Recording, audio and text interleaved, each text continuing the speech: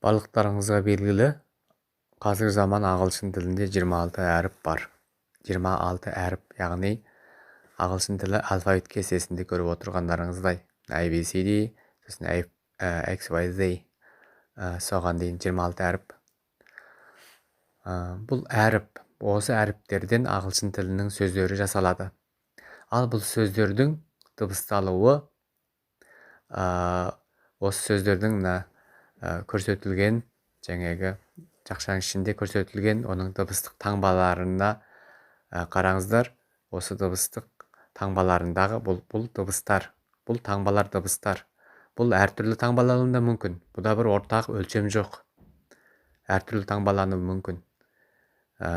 Ал анау әріптер олар тұрақты. Ал мына дыбыс, осы сөздердің мына дыбыстары, яғни дыбыстар, ағылшын тілі дыбыстар енді әртүрлі жерде әртүрлі таңбалануы мүмкін енді.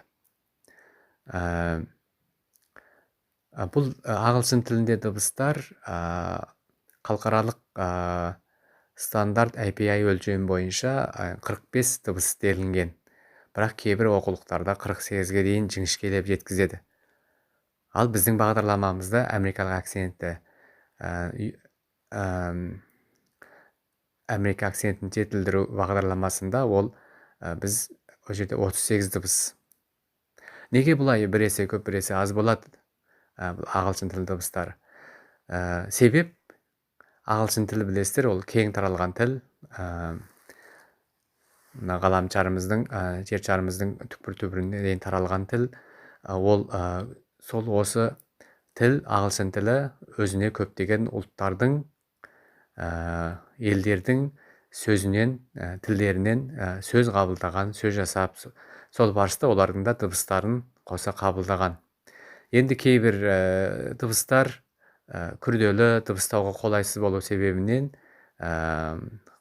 қоғамның даму барысында ол қалып отырған, ол қиын дыбыстар.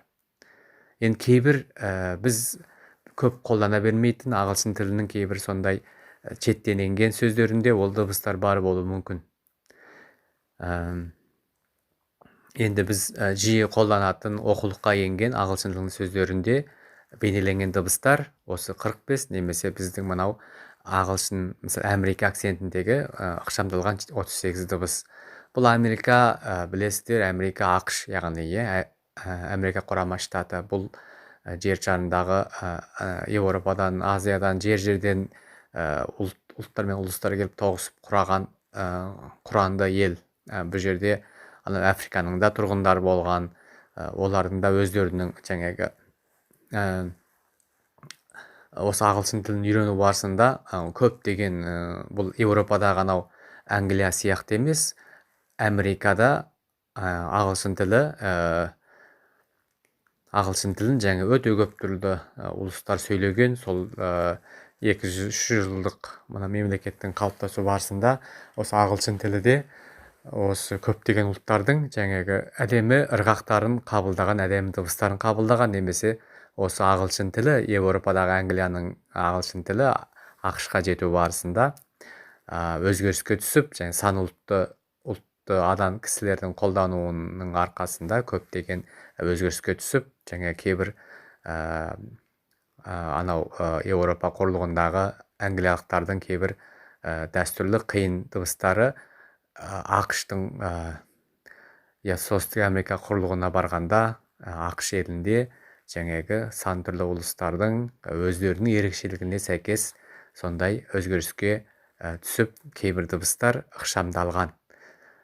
Жаңа мелодиялы, ырғақты, екпінді, құлаққа естуге әдемі сондай бір Американың акцентіндегі ағылшын тілі қалыптасқан. Бүгінде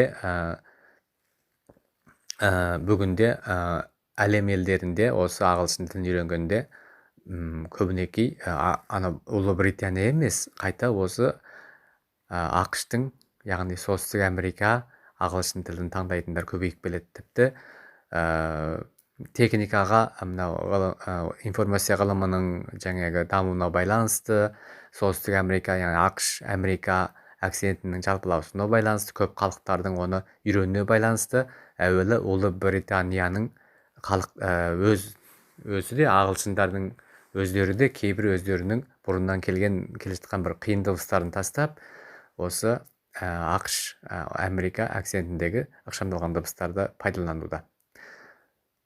Бұл біздің бүгін бірінші айтатынымыз осы ағылшын тіліндегі міне жазулар, хаттар, харіптер, әріптер, ол 26 әріп. Енді дыбыстың ағылшын тіліндегі дыбыстардың жағдайы осылай. Оны біз жаңа ықшамдалған дыбыстар бойынша бағдарламамызда сол ағылшын тілін осы ықшамдалған дыбыстармен үйрететін боламыз.